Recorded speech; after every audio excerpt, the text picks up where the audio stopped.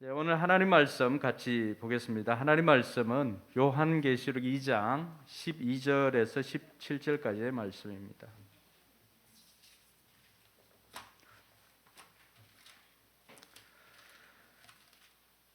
요한계시록 2장 12절에서 17절, 우리 불편하지 않으면 자리에 일어나서 같이 읽도록 하겠습니다.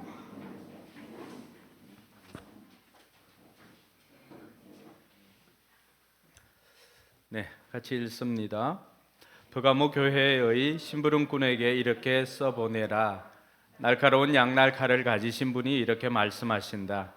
나는 내가 어디에 거주하는지를 알고 있다. 그곳은 사탄의 왕자가 있는 곳이다. 그렇지만 내 이름을 굳게 붙잡고 또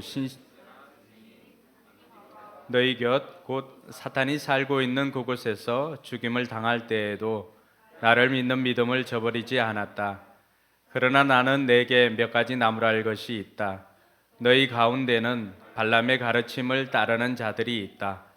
발람은 발락을 시켜서 이스라엘 자손 앞에 올무를 놓게 하고 우상의 제물을 먹게 하고 엄란한 일을 하게 한 자다.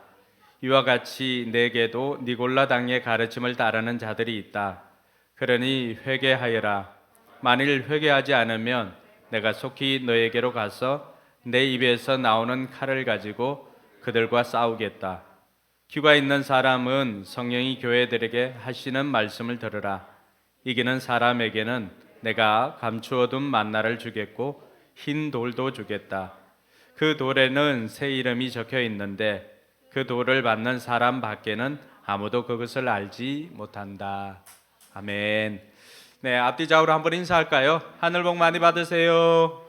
네, 손인사도 이렇게 한번 하시고 하늘 복 많이 받으세요. 네, 하늘 복 많이 받으세요.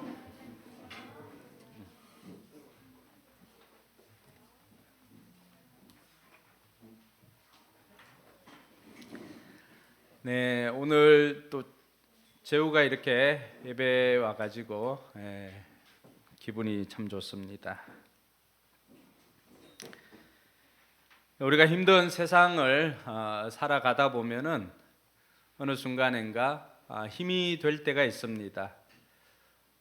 그것은 어느 순간에 내 편이 있다는 것을 느낄 때입니다. 아이들이 상급학교에 진학을 했을 때도 보면은 우리 학교에 누가 왔을까 이렇게 돌아보다가 마침 같은 반 친구가 그곳에 있으면 너무나 반갑지요. 왜냐하면은 다 모르는 사람들인데 그 중에 한 명 내가 아는 사람이 있으면 그 친구는 내 편이 되어줄 것 같은 이런 마음이 들기 때문입니다. 여러분, 우리 그 자매님들, 결혼한 자매님들은 어떻습니까? 여러분들 결혼할 때 시댁 배경 보고 간 사람 있습니까? 저 역시도 그렇고 별로 없는 것 같아요. 근데 아내들이 남편에게 시집 갈 때 뭘 보고 갈까요?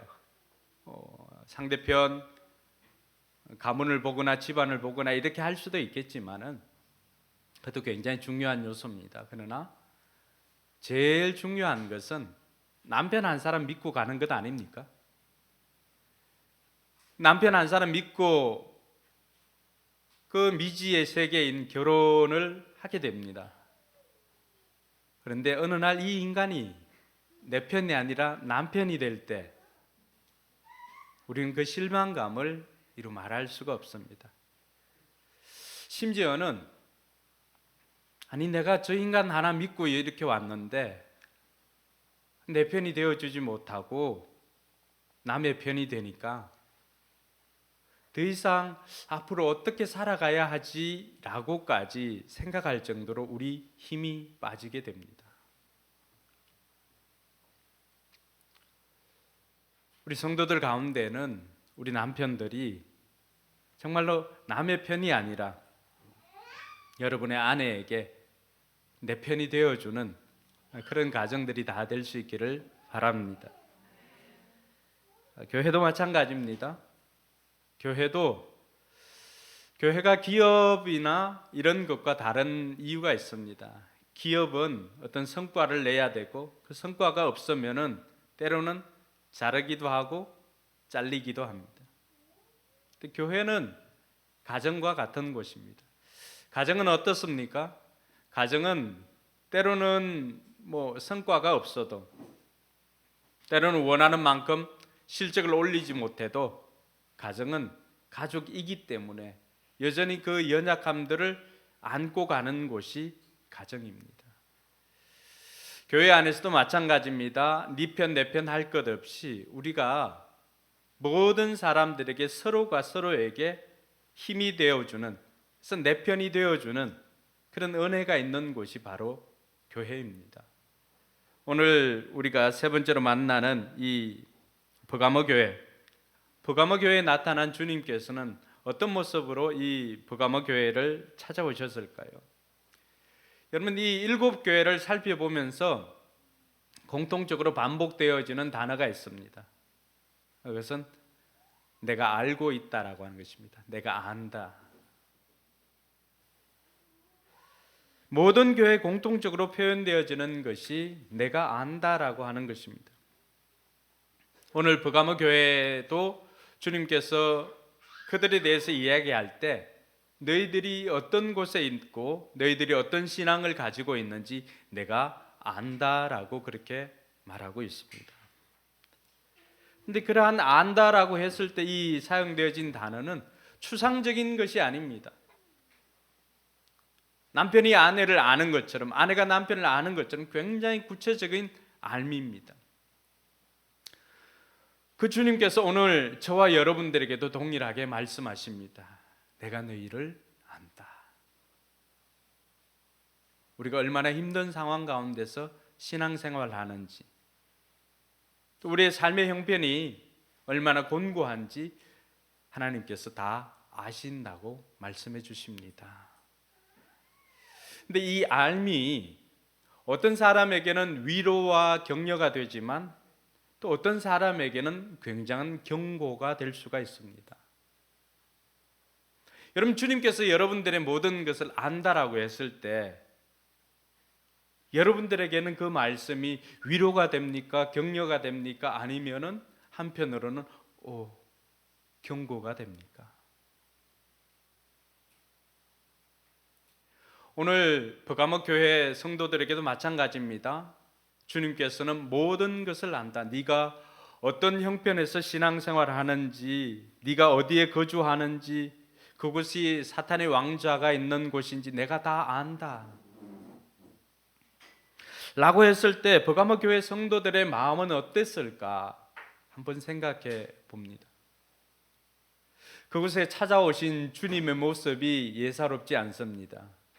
오늘 12절 말씀해 보니까 버가모 교회 신부님꾼에게 말씀하시는 주님은 어떤 모습입니까? 같이 읽습니다. 날카로운 양날 칼을 가지신 분이 이렇게 말씀하신다. 여러분, 그동안에 예수님께서 에베소 교회, 스무나 교회에 나타났을 때 그 모습 혹시 기억하십니까? 에베소 교회는 오른손에 7뼈를 쥐시고 7금 촛대 사이를 거니시는 분, 스무나 교회는 처음이요 마지막이요 죽으셨다가 살아나신 분, 이렇게 되어 있습니다. 그런데 오늘 버가모 교회에 나타나신 주님은 어떤 모습입니까? 날카로운 양날검을 가지신 분. 제가 설교 제목을 고민을 많이 했습니다. 좌우에 날선 검 이렇게 하니까 제가 이 발음이 좀 그렇잖아요, 그렇죠? 부부가 금술이 좋다라고 했을 때 이게 금술인지 아니면 칼을 쓰는 금술인지 제 발음으로는 여러분 잘 못 알아들을 때가 있어요. 그래서 좌우에 날선 검 이렇게 하려고 하다가 헷갈릴 것 같아서 내 편인가 남편인가 이렇게 했습니다. 근데 어쨌든 좌우에 날선 금을 가지신 주님께서 버가모 교회에 말씀하십니다. 근데 이 말씀만 우리가 이렇게 보면은 오늘 예수님께서 굉장히 비장한 모습으로 버가모 교회에 경고하고 있다라고 하는 것을 알 수가 있습니다. 날카로운 양날 가진 금 이렇게 했을 때 여러분 생각나는 성경 구절 뭐가 있지요? 저는 이 말씀을 이렇게 보니까 히브리서 4장 12절 말씀이 번뜩 이렇게 떠올랐습니다. 히브리서 4장 12절에 이렇게 되어 있습니다. 하나님의 말씀은 살아있고 힘이 있어서 어떤 양날 칼보다 더 날카롭습니다. 그래서 사람 속을 꿰뚫어 혼과 영을 갈라내고 관절과 골수를 갈라 놓기까지 하며 마음에 품은 생각과 의도를 밝혀냅니다. 이것이 하나님께서 오늘 예수님께서 버가모 교회에 나타나신 주님은 좌우의 날선 검보다도 예리한 말씀으로 찾아오신 것이죠. 우리의 삶에도 여러분들은 하나님의 말씀을 얼마나 소중하게 여기고 있는지, 하나님의 말씀이 여러분에게 생명의 양식이 되고 있는지, 그렇지 않으면 하나님의 말씀이 경고가 되고 있는지는 매일매일 우리가 삶에서 대하는 이 말씀을 대하는 태도에 나타나 있습니다. 정말로 주일날 올 때 너무나 반갑게 오랜만에 이 말씀을 이렇게 들고 온다면은 이 말씀이 과연 우리에게 생명의 양식일까, 아니면은 우리에게 경고의 메시지를 주는 것은 아닌가 한번 생각해 봅니다. 여러분 얼마나 말씀과 친하십니까? 요한은 그렇게 말합니다. 태초에 말씀이 계셨다. 그 말씀이 하나님과 함께 계셨다. 그 말씀은 하나님이셨다. 그렇게 말씀하십니다. 오늘 버가모 교회에 나타나신 주님은 말씀이신 주님이십니다. 좌우의 날선 어떤 검보다도 예리한 말씀을 가지고 버가모 교회의 그 성도들에게 너희들이 어떤 형편에 있는지도 알지만은, 그러나 내가 너희들에게 책망할 것이 있는데 너희들은 진리의 말씀을 바르게 붙잡아야 된다라고 하는 의미로 다가오고 있는 것입니다. 여러분 이 버가모라고 하는 지역은 어떤 곳이었을까요? 터키어로 보면 베르가마라고 하는 뜻입니다. 성체, 또 아성, 이런 뜻이 있습니다. 이 버가모는 로마 제국의 소아시아주의 수도에 해당합니다. 이러니까 우리가 퍼뜩 다가오지는 않죠. 우리가 지난번에 살펴봤던 에베소나 이런 곳은 우리가 미국에 잘 가보지는 않았지만 에베소는 어떻게 보면은 소아시아의 뉴욕 같은 곳입니다. 확 다가오나요? 그럼 이 버가모는 소아시아의 워싱턴 같은 곳입니다. 안 다가오는 분위기네요. 그러니까 우리가 미국을 한번 갔다 와야 되는데, 달리 표현을 해볼까요? 에베소는, 우린 서울이네, 그렇죠? 에베소는 강남 같은 곳이고, 이 버가모는 세종시 같은 곳, 아니면 예전에 과천 같은 곳, 그러니까 정부 청사가 있는 그런 곳입니다.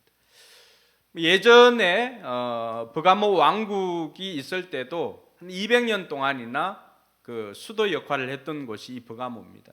근데 이 버가모의 특징적인 것은 그게 신전들이 많이 있어요.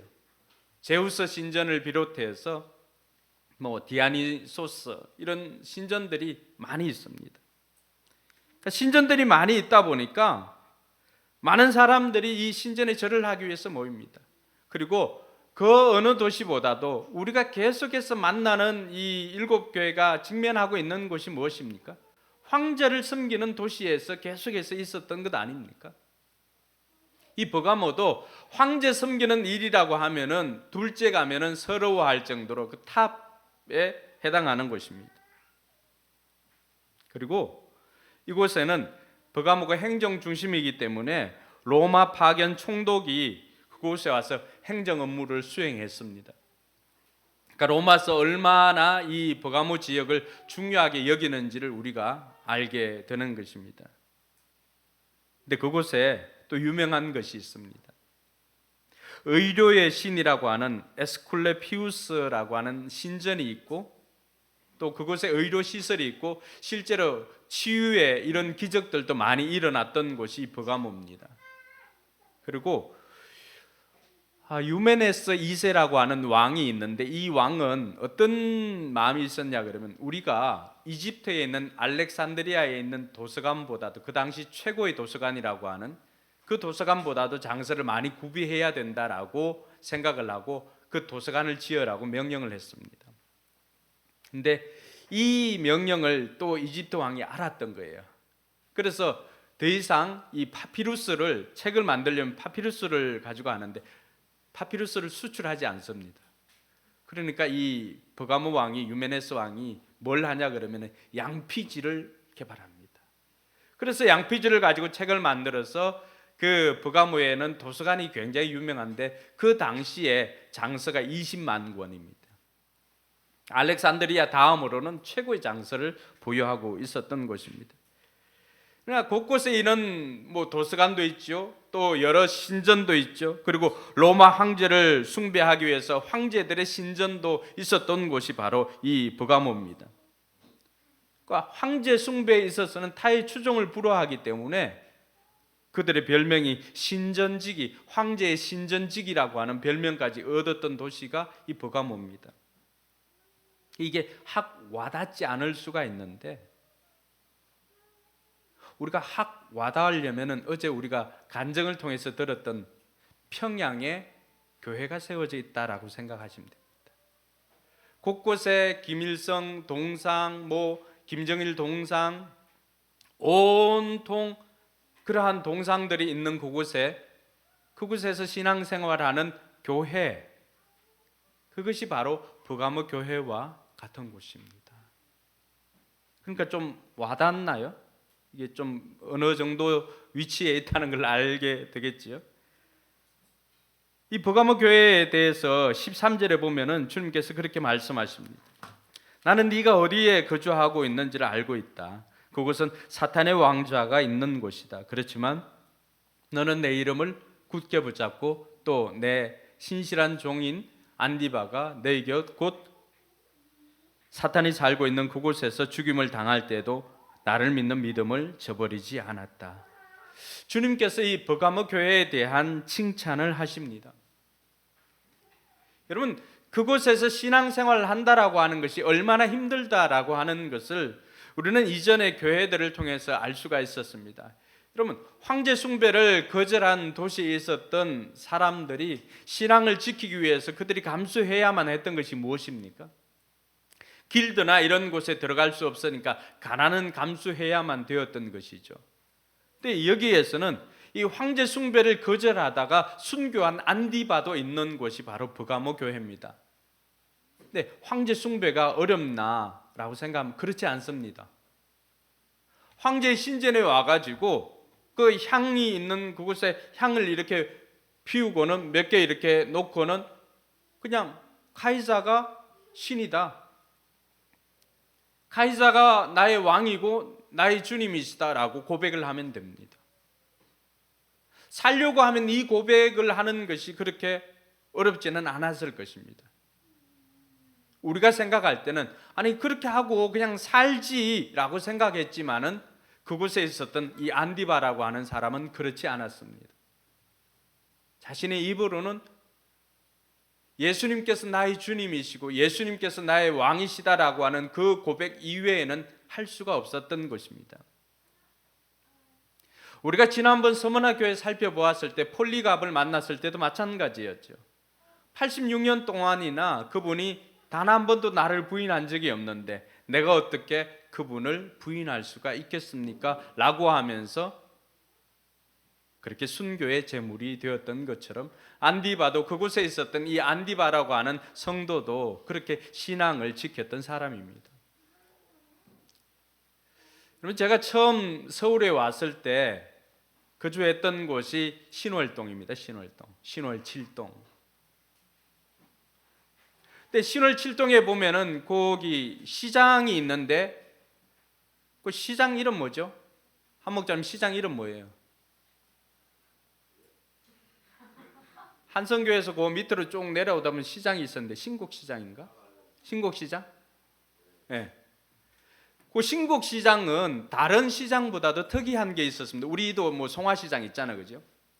거기는 골목 전체가 점집이었습니다. 이리 봐도 점집, 저리 봐도 점집. 그 골목 하나 전체가 점집이었는데 그때 우리가 빌립 전도 이렇게 한다고 제가 점집에 들어가서도 전도했던 그 기억이 있습니다. 그러니까 그러한 곳에서 신앙생활하는 것, 버가모 교회 성도들은 그곳에서 신앙을 지켰다라고 이야기를 하고 있는 것입니다. 좀 더 현대적으로 좀 가지고 와 볼까요? 얼마 전에 무슨 퀴어 축제가 있었나요? 잘 모릅니까? 예, 하여튼 뭐 있었다고 합시다. 있었습니다. 그러니까 그러한 뭐 예를 들면 이태원과 같은 곳, 아니면은 강남과도 같은 곳, 이런 곳에서 신앙생활하는 것이 쉽지는 않을 것입니다. 왜냐하면은 눈만 뜨면은 온 천지가 죄를 지을 것으로 가득 차 있는 그곳에서 신앙을 지킨다는 것이 쉽지는 않을 것입니다. 그런데 버가모 교회 성도들은 그러한 곳이 있는 곳, 오늘 주님께서도 평가를 하지 않습니까? 네가 어디에 사는지 내가 알고 있다. 주님께서 우리가 어디에 사는지 다 알고 계십니다.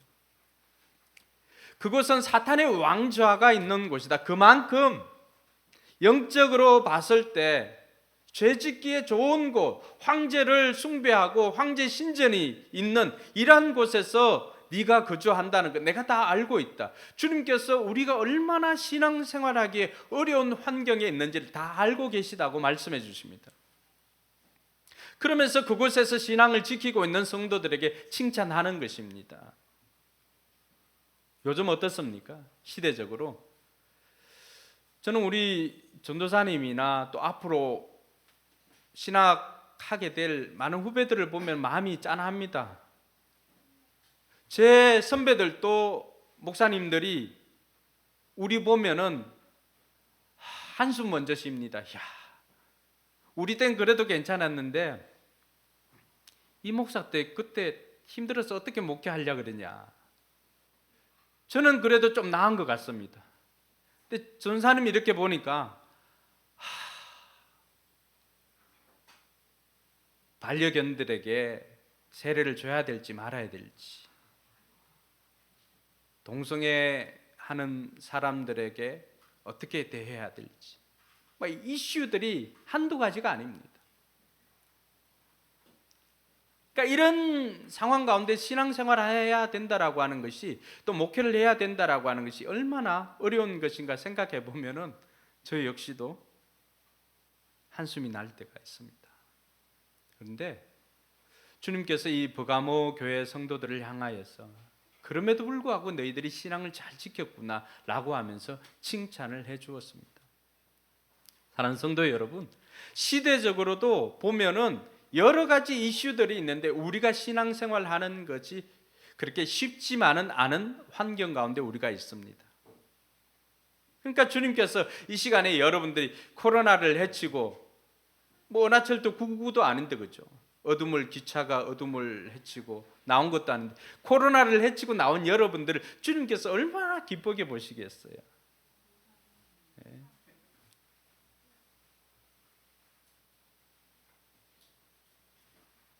옆 사람 손을 잡아주면서 그렇게 합시다. 주님께서 우리를 아십니다. 우리가 얼마나 힘든 가운데에서 신앙생활을 하는지를 주님께서 아십니다. 네. 그러면서 주님께서 그 버가모 교회에 칭찬만 하시는 것이 아니라 오늘 그 교회에 대해서 책망할 것이 있음을 말해주고 있습니다. 그러나 나는 네게 몇 가지 나무라 할 것이 있다. 그 나무라 할 것이 있는데 두 가지입니다. 발람의 교훈을 따르는 것과 니골라 당의 교훈을 따르는 것입니다. 주님께서 우리가 어디에 사시는지, 어디에 어떻게 신앙생활하는지 다 알고 힘든지도 다 압니다. 그러나 주님께서 오늘 이 버가모 교회를 책망하는 것을 보면서 한 가지 붙잡아야 되는 것은, 우리가 신앙생활하는 것이 얼마나 힘든지 이해는 되지만 핑계가 되어서는 안 된다는 것입니다. 그곳에서도 신앙생활의 그 진리를 붙잡기 위해서 순교까지 했던 안디바라고 하는 사람도 있었던 것처럼, 환경적으로 우리가 신앙을 지키기 어려운 환경에 있다 할지라도 그것이 이해는 되지만 죄를 짓는 핑계거리는 되어서는 안 된다는 것을 가르쳐 주고 있습니다. 여러분, 이 발람의 교훈은 어떤 것일까요? 민수기 22장에서 24장까지는 이 발람에 대해서 나옵니다. 모압 왕 발락이 보니까 도무지 하나님과 함께하는 이스라엘 백성들을 이길 방법이 없습니다. 이스라엘 백성들이 이제 자기네 땅을 지나가지고 가나안으로 들어가는 그 모습을 보고 있는데 도무지 이길 방법이 없으니까 이 발락이, 이름이 헷갈립니다. 왕의 이름은 발락, 선지자의 이름은 발람. 발람은 이방인이었지만은 하나님의 그 은혜나 이런 것들을 경험한 하나님의 선지자였습니다. 그러나 그가 탐심에 결국에는 넘어지게 되는데, 이 발람이 이스라엘 백성들을 저주하면은 발락이 그 당시에 엄청난 개런티를 준다고 약속했습니다. 그러니까 이때까지 경험해 보지 못한 금액입니다. 그래서 베드로후서 1장에 보면은 발람이 탐심 때문에 넘어갔다 이야기를 합니다. 그래서 발락이 이 발람을 데리고 와서 저 꼭대기에 올라가서 이스라엘 백성들을 저주하라고 했습니다. 여러분, 발람이 아무리 저주하려고 입을 떼는데 저주가 나오는 것이 아니라 뭐가 나옵니까? 축복이 나옵니다. 여러분들이 바로 그런 존재예요. 우리는 저주받을 인생이 아니라 하나님께로부터 축복받는 인생임을 기억하시기 바랍니다. 아무리 저주를 하려고 해도 저주가 되지 않는 거예요. 축복밖에 나오지 않는 거예요. 그래서 1차 저주는 실패했습니다. 그래서 다른 날 또 날 잡아가지고 또 올라와가지고 또 해봅니다. 저주를 하는데 또 저주가 안 먹힙니다. 축복이 나갑니다. 이렇게 해서 3차례나 시도해가지고 다 3번 다 축복이 나갔습니다. 정훈아, 지금 축복 받아야 되는데 지금 정신 못 차리고 3번씩이나 축복을 해줬다고. 태어난 누가? 발락이 아니고 발람이. 그러니까 우리가 이런 존재입니다. 그래서 이 발람이 돈을 많이 받았잖아요. 어쨌든 그러니까 뭐라도 해야 되는데 썩 지나가면서 한마디 합니다. 이거 될지는 모르겠는데 아직 한 가지 쓰지 않은 비책이 있다. 그게 뭐냐 그러면은 미인계다. 미인계. 여러분 007이나 이런 거 보면 항상 나오잖아요. 그죠? 미인계, 뭐 스파이 이런 거 나오고. 그때 모압 여인들이 파티를 합니다. 그래서 이스라엘 남자들을 초청을 합니다. 그 일로 말미암아서 그렇게 외부적으로는 단단했던 그들이 일순간에 그들이 무너지게 됩니다. 그 일로 말미암아서 그곳에 전염병이 돌고 24,000명이 일순간에 죽게 됩니다. 그것이 발람의 교훈입니다. 음란을 추구하고. 그래서 이러한 것이 끊겼던 것은 그 아론의 손자 중에 비느하스가 행음하러 들어가는 이스라엘 남자와 모함 여인이 들어갔던 텐트에 들어가 가지고 창을 가지고 그들을 찔러 죽임으로 인해 가지고 그 재앙이 끝이 납니다. 그게 발람의 교훈이에요. 그와 유사한 것이 바로 이 버가모 교회에 있었는데 그것이 바로 니골라당의 교훈이었습니다. 이 니골라당이라고 하는 사람들은 어떤 것을 추구했냐 그러면은 우리가 구원받았기 때문에 우리의 몸이나 이런 것들은 크게 중요하지 않다. 우리가 하나님의 은혜로 구원받았는데 하나님께서 또 우리를 깨끗하게 해주시는데 그러니까 우리 함부로 살아도 된다라고 생각했습니다. 구원받았으니까 우리의 삶은 아무렇게 살아도 이 구원이 없어지지 않는다라고 하는 오늘날의 구원파와 같은 그런 주장을 했던 사람이 이 니골라당입니다. 그 당시에 기독권에 있는 사람들이 좀 가지고 있었던 사람들이 얼마나 혹했을까요? 왜? 성화가 필요 없으니까. 십자가의 고난 이런 게 필요 없으니까. 구원받았으니까 이제는 내가 아무렇게도 살아도 된다라고 생각하고 은혜를 받으려면 죄가 더한 곳에 은혜가 넘친다라고 하니까 죄를 더 짓는 거예요. 그 당시에 예수 믿으면 이것 하면 안 돼, 이것 하면 안 돼라고 생각했던 그러한 것들 니골라당이라고 하는 사람들이 풀어준 거예요. 여러분, 에베소 교회는 진리를 지키기 위해서 사랑을 잃어버렸지만은 이 버가모 교회는 사랑을 지키기 위해서 진리를 잃어버린 곳이 버가모 교회입니다. 주님께서 오늘 그것을 지적하고 있는 거예요. 너희들이 믿음은 잘 지켰지만은 그러나 신앙이 아닌 이단에 빠진 사람들이 있구나라고 하는 것을 책망합니다. 이 시점에서 우리가 한번 생각해 보아야 될 것, 우리는 그런 이단에는 빠지지 않지만은 그러나 미신에 빠진 사람들은 있습니다. 그러면 신앙과 미신이 다른 점이 무엇일까요? 그럼 한번 곰곰이 한번 생각해 보세요. 미신은 인간의 돈이나 인간의 능력이나 인간의 재주로 신의 마음을 달래서 자신의 목적을 성취하는 것이 미신입니다. 그러니까 그 사람들 가면은 얼마나 거룩하게 이렇게 손을 비빕니까? 그런데 그 미신에서는 단 한 가지 하지 않는 것이 있습니다. 뭘 하지 않을까요?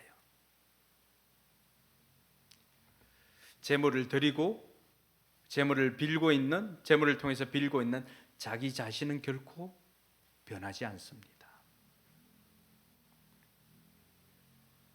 자기는 변하지 않고 자기가 드리는 돈, 자기가 드리는 재물, 자기가 드리는 명예, 권력 이런 것들을 통해서 신의 마음을 달래서 신이 마음에 신을 달래 가지고 신이 우리에게 내가 원하는 것을 줄 수 있도록 하는 것이 바로 미신입니다. 신앙은 뭐예요? 신앙은 철저하게 반대죠. 신앙은 혹시 미신적으로 하는 사람 없었어요? 내가 이렇게 빌면은 하나님께서 내가 원하는 것을 줄 거야 라고 하면서 미신적으로 하는 사람 없습니까? 신앙은 하나님을 변화시키는 것이 아니라, 따라합시다, 신앙은 내가 변하는 것이다. 동의하십니까? 네. 그래서 신앙은, 미신은 인간에게서 신에게로 가지만 모든 종교가 동일합니다. 그러나 기독교는 종교가 아닌 이유가 뭡니까? 인간에게서 하나님께로 가는 것이 아니라 하나님에게서 인간으로 오는 것이 기독교입니다. 이게 신앙이죠. 신앙은 하나님을 변화시키는 것이 아니라 그 하나님 앞에 나가서 내가 변하는 것이, 그것이 신앙입니다. 하나님을 달래거나 하나님의 마음을 바꾸려 한다면은 그것은 신앙이 아니라 미신인 것을 알아야 됩니다. 성경은 분명히 우리에게 믿지 않는 자와 멍에를 같이 매지 말라라고 이야기를 합니다. 그래서 우리 청년들 잘 들어야 돼. 믿는 사람과 결혼해야 되는 것이 하나님의 법이에요. 근데 우리는 어떻게 합니까? 믿지 않는 사람 데리고 와서 하나님의 뜻을 구할 때 하나님의 뜻은 분명하잖아. 믿는 사람하고 믿게 만들어서 결혼하든지 믿는 사람하고 가정을 이루라는 것이잖아요. 근데 우리는 어떻게 합니까? 계속해서 하나님 앞에 와서 어떻게 안 되냐고, 계속 하나님 이 사람하고 어떻게 안 되냐고. 어떻게 안 돼? 유진은 어떻게 안 돼? 알겠지. 어떻게 안 돼요? 그 미신적인 행위예요. 신앙은 뭐예요? 기도하면서 하나님께서 나로 하여금 믿음의 결혼을 하라고 하는 것을 깨닫게 해주었으면 그 자리에서 돌이켜서 그 사람을 믿음의 사람으로 만들어서 하든지, 우리 집사람처럼. 그렇지 않으면은 믿는 사람과 교제를 해서 가정을 이루어야 됩니다. 신앙과 미신을 우리가 혼돈해서는 안 됩니다. 우리가 니골라당의 교훈을 따르지 않는다고 나는 아닐 거야, 나는 이 말씀에서 제외될 거야 라고 생각하고 있지만, 우리 역시도 니골라당은 아니라 할지라도 신앙을 미신처럼 생각해서 하는 사람들이 있기 때문에 하는 말씀입니다. 주님께서 이들을 향하여서 뭐라고 말씀하십니까? 16절에 회개하라. 만일 회개하지 않으면 내가 속히 너에게로 가서 내 입에서 나오는 칼을 가지고 그들을 싸우겠다라고 말씀하십니다. 굉장히 중요한 포인트입니다. 구약에 나오는 하나님은 어떤 하나님이십니까? 거룩한 용사로 주로 표현되어졌습니다. 칼을 드신 분으로 소개됩니다.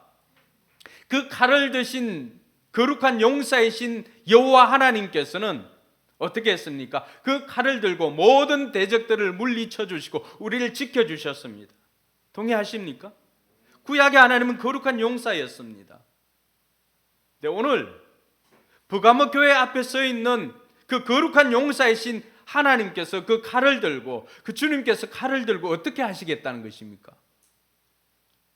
우리가 회개하지 않으면은 그동안 나를 지켜주었던 이 칼, 그동안 나를 지켜주었던 말씀, 그 칼을 가지고 우리에게로 돌진하겠다는 것입니다. 나를 보호하시는 칼이 나를 심판하는 칼이 되는 것이, 내가 돌이켜 회개하지 않으면 그렇게 하시겠다는 것입니다. 바른 진리에서 떠나 있는 니골라당의 교훈을 따랐던 이 버가모 교회, 사람들을 용납하고 수용하고 사랑은 많았지만은, 그러나 그 사랑으로 인하여서 정작 지켜야 할 것을 지키지 못했던 이 진리를 잃어버렸던 이 버가모 교회를 향하여서 주님께서는 너희들 회개해라 라고 말합니다.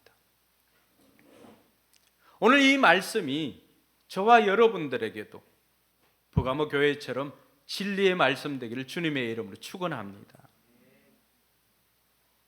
여러분, 주님께서 내 편이 되어야 되지, 주님께서 남의 편이 된다면은 우리에게는 엄청난 재앙입니다. 여러분, 예를 들어 한번 설명을 해볼까요? 태연아, 페이크 아니? 페이크?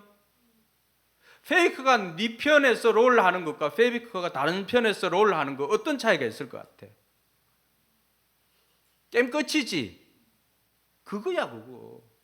하나님께서 내 편이 되시면 어떻게 롤 뭐 다른 애들하고 만렙이 해보나 마나잖아, 그지? 근데 페이크가 정훈이 편이야. 그럼 니는 게임도 해보기 전에 어떨 것 같아? 포기해야 되지 오늘. 여러분, 이게 이해가 안 되면은 박지성이가 조기 축구에 전화를 해가지고 이제 내가 한 게임 뛰겠습니다 이렇게 했는데, 지난주 최미 목장 봤지요? 뭉찬 그 거절했던 팀 어떻게 됐어요? 졌지요. 네. 박지성이가 우리 팀에서 조기 축구에 우리 팀에서 뛰는 거하고 박지성이가 상대편에서 뛰는 거하고 그 차이예요. 근데 하나님은 그 정도가 아니죠. 그 몇 배나 되는 거잖아요, 그렇죠? 그러니까 하나님께서 내 편이 되는 것과 하나님께서 남의 편이 되어서 우리에게 돌격해 오는 것은 우리는 감당할 수가 없다는 거예요. 그러니까 회개하지 않으면 하나님께서 남의 편이 되어서 우리에게 돌격해 오시겠다는 것입니다. 그러나 회개하면 어떻게 하시는 거예요? 하나님께서 내 편이 되어 주십니다. 할렐루야. 시편에 다윗이 그런 고백을 합니다. 하나님 내 편이시다. 같이 한번 고백할까요? 주님은 내 편이시라. 나는 두렵지 않다. 사람이 나에게 무슨 해를 끼칠 수 있으랴. 주님께서 내 편이 되셔서 나를 도와주시니 나를 미워하는 사람이 망하는 것을 내가 볼 것이다. 할렐루야. 주님이 내 편이 되시면 원수가 망하지만 주님이 남의 편이 되면 내가 망하는 거예요. 오늘 버가모 교회는 이 말씀을 굉장히 심각하게 받아들여야 되는데, 오늘 저와 여러분들은 지금까지 주님이 내 편이신 사람들은 위로와 격려의 메시지가 되지만, 주님께서 혹이라도 남의 편에 서 있다면 우리는 이 말씀이 오늘 우리에게는 복음입니다. 왜냐하면 주님이 내 편이 될 수 있는 기회가 우리에게는 아직은 주어졌기 때문입니다. 오늘 이 말씀을 내가 듣고 있다라고 하는 것이 우리에게는 복음인 이유가, 우리에게는 기회가 주어져 있기 때문입니다. 오늘 이 말씀을 듣고 이번 주에 가서 우리가 실천하면 되는 것입니다. 자, 그러면 이제부터 중요합니다. 하나님이 내 편이 되게 하시기 위해서는 나는 어떻게 해야 될까? 잘 들어야 됩니다. 그 첫 번째는, 하나님이 내 편이 되게 하기 위해서는 역설적으로 내가 하나님 편에 되어야 됩니다. 여러분, 남북전쟁, 미국의 남북전쟁 당시 링컨과 또 리 장군이 이렇게 할 때 북군이 남부군에게 밀려가지고 패할 위기에 처해 있었습니다. 그러니까 링컨이 신앙이 좋다는 걸 알았던 이 참모가 한 사람이 왔습니다. 그래서 링컨에게 그렇게 이야기를 합니다. 우리 같이 하나님이 우리 편이 되도록 기도합시다. 그 이야기를 하자 링컨은 그런 고백을 합니다. 내가 염려하는 것은 하나님이 내 편인가 아닌가가 아니라 내가 하나님 편인가가 그것이 염려가 됩니다. 많은 사람이 하나님께서 내 편이신가를 물을 때 하나님께서 오늘 우리 심중에 들려주는 메시지는 그럼 너는 하나님 편인가? 라고 묻는 것이죠. 하나님께서 내 편이 되어서 일하시기 위해서 우리가 먼저 해야 되는 것은 내가 하나님 편에 서는 것입니다. 할렐루야. 내가 하나님 편에 서는 것이 뭘까요? 그것이 바른 신앙 고백입니다. 우리가 바른 신앙 고백을 통하여서 우리는 내가 하나님 편에 설 수가 있는 것입니다. 그래서 예수님께서 묻습니다. 가이사라 빌립보라고 하는 그곳에서 황제에게 바쳐진 도시가 아닙니까? 그곳은 그 황제에게 바쳐진 그 도시에서 야 얘들아 너희들은 나를 누구라고 하느냐 물었습니다. 주님께서 듣고 싶었던 것은 너희들은 누구를 주님으로 삼고 있느냐라고 하는 질문입니다. 그때 베드로가 마태복음 16장 16절에서 그런 고백을 합니다. 주는 그리스도시요 살아계신 하나님의 아들이십니다. 할렐루야. 이 바른 신앙의 고백은 황제가 주님이 아니라 예수님께서 나의 주님이십니다라고 하는 그 고백입니다. 빌립보 2장 11절에 보면은 하나님께서 이 모든 것들을 미리 계획해 두셨는데 같이 한번 읽어볼까요? 모두가 예수 그리스도는 주님이시라고 고백하여 하나님 아버지께 영광을 돌리게 하셨습니다. 아멘. 여러분 우리가 예배에 들어가기 전에 오심기도 하는 이유가 무엇입니까? 바른 신앙 고백을 통해서 주님 나는 주님 편입니다. 하나님 오늘 나의 편이 되어 주십시오 하는 그 간절한 기원이 우리의 오심기도 안에 들어가 있는 것입니다. 그 바른 신앙 고백을 통해서 저와 여러분들은 하나님 편에 서 있게 되고 하나님께서 내 편이 되어 주시니까 나를 괴롭히던 원수나 모든 것들이 망하게 되는 것입니다. 할렐루야. 두 번째는요, 하나님께서 내 편이 되게 하시기 위해서는 우리는 나의 약함을 알고 하나님께 도움을 구해야 합니다. 왜 이 말씀이 나왔을까? 그럼 오늘 15절 말씀에 보면은 이들이 지금 책망받는 이유는 뭐예요? 니골라당 때문이잖아, 그죠? 니골라당의 교훈을 따르는 사람들이 있기 때문이라고 했잖아요. 그런데 계시록 2장 6절에 한번 보시면 성경책에 있는 사람 계시록 2장 6절 한번 보세요. 예, 같이 한번 읽어봅니다. 그런데 네게는 잘하는 일이 있다. 너는 니골라당이 하는 일을 미워한다. 나도 그것을 미워한다. 이게 뭘까요? 이 말씀은 에베소 교회에 주신 말씀이거든요. 자, 에베소 교회는 니골라당의 교훈을 따르지 않고 그들과 타협하지 않고 진리를 지켜냈습니다. 에베소 교회는 이것이 그들의 약점이 아니죠. 진리 수호하는 것이 그들의 강점입니다. 그러나 이 버가모 교회는 어떻습니까? 진리 수호가 그들에게는 약점이었습니다. 정작 사랑은 많았어요. 이 말은 우리 각자의 약점이 다 다르다는 것입니다. 우리 윤목자의 약점이 다르고 정우의 약점이 다릅니다. 다 달라요. 어떤 사람에게는 돈이 약점이 될 수가 있습니다. 또 어떤 사람에게는 명예가 약점이 될 수가 있고 또 어떤 사람에게는 성적인 것이 약점이 될 수가 있습니다. 우리를 번번이 넘어지게 하는 그 무엇, 이 버가모 교회는 다른 외부적인 것들은 내부적인 것들을 이렇게 다 잘 하고 있다가 이 엄란한 발람의 교훈과도 같은 이러한 것들에 넘어갔습니다. 다른 것들은 다 잘해요. 오늘 우리도 마찬가지입니다. 우리 신앙이 1부터 10까지라고 한다면 1부터 10까지 다 못한다면 어떻게 우리가 이곳에 있을 수가 있겠어요? 그렇지는 않습니다. 1부터 10까지 있으면 어떤 사람은 9개 잘하는 사람이 있고 어떤 사람은 8개 잘하는 사람이 있고 어떤 사람은 또 2개 잘하는 사람도 있을 것입니다. 중요한 것은 그렇게 다 잘해도 우리 각자에게는 약점이 있다라고 하는 것입니다. 여러분, 교회가 완벽한 것 같지만은 우리 교회가 잘하는 것이 있는 반면에 우리 교회의 약점도 있습니다. 우리 교회가 이제 10살이잖아요. 10살. 그러니까 나이 먹으면 나오는 그러한 전통이나 이런 것들은 우리가 좀 약합니다. 그러니까 예전에 신앙생활을 오래 하신 분들을 보면은 우리 뭐 장모님이나 장인어른 봐도 저도 뭐 신앙이 그렇게 길지가 않으니까 수십 년 안 되잖아요. 한 30년 되나 이제. 장인어른 장모님 보면은 사과 농사 지면 사과 따고 하면은 그 제일 좋은 거 따면은 어디로 보낼까요? 예, 딸내미 시켜가지고 목사님 사택으로 보냅니다. 대접하고 섬기는 이런 것들은 오랜 신앙생활을 하는 분들에서 우리가 많이 배울 수가 있습니다.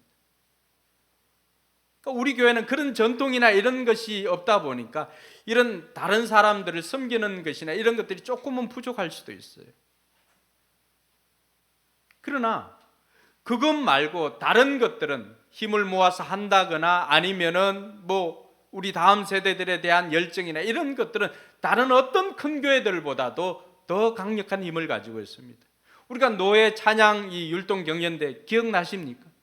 기라성 같은 교회들이 있었지만은 합창단 숫자도 다 채워지지 않아 가지고 학원 오는 아이들 몇 명 빌려 가지고 이렇게 맞추었는데 우리가 나가서 수상을 했지 않습니까? 그건 우리에게는 강점이죠.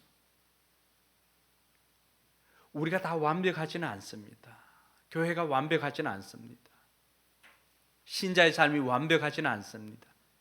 그러나 완벽하지 않은 것으로 인해서 오늘 처음 이야기했던 것처럼 이해는 하지만 그것이 우리의 핑계거리가 되어서는 안 됩니다. 그 약점을 알고 난 다음에 우리는 하나님 앞에 겸손히 하나님 앞에 도움을 구해서 내 힘으로 안 되면 하나님의 능력으로 이겨내야 하는 것입니다. 할렐루야. 하나님께서 오늘 버가모 교회에 주셨던 것도 바로 그러한 것입니다. 에베소 교회는 니골라 당의 교훈을 이겨서 저렇게 있지만은 그러나 너희들은 니골라 당에는 약하니까 너희들이 이것이 약점이다. 돌이켜 회개하라고 말하고 있습니다. 여러분, 우리 7교회 이야기들을 쭉 들으면서 어떤 교회들은 칭찬이 있고 어떤 교회들은 책망이 있는데 이런 것들을 들으면서 우리 한 사람 한 사람 생각해야 됩니다. 나는 어떤 것이 강점이 있고 어떤 것에는 약점이 있는지. 그리고 강점은 더 강화시키고 약점은 보완해서 우리가 하나님께서 기뻐하는 교회로 거듭나는 기회를 삼는 저와 여러분들이 되기를 바랍니다. 주님께서는 그렇게 회개하고 이기는 자에게 약속해 주었습니다. 이기는 사람에게는 내가 감추어둔 만나를 주겠다. 만나가 어떤 것이었습니까? 하늘에서 내려온 생명의 양식 아니었습니까? 하나님께서 이 진리의 말씀을 숨겨둔 하나님의 진리의 말씀을 우리에게 줌으로 말미암아 그 말씀이 우리로 하여금 살게 해주시겠다는 것입니다. 그리고 또 한 가지 약속한 것이 있습니다. 바로 흰돌입니다. 이 흰돌은 어떤 것일까요? 그 당시에 파티에 참여하기 위해서는 여러분 입장권이 있잖아요. 입장권. 그 입장권이 바로 이 흰돌과도 같은 것입니다. 흰돌에 새 이름을 기록해 줍니다. 그 새 이름이 무엇입니까?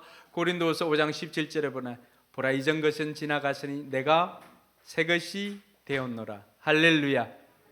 거기에 이긴 자들, 이 유혹에 이긴 자들, 승리의 이름을 그곳에 기록해 주겠다는 것입니다. 그 흰돌을 받는 자들은 마치 우리가 천국의 프리패스로 가는 것처럼 그것을 가져야만 이기는 자가 주님께로 나아가는 것입니다. 할렐루야.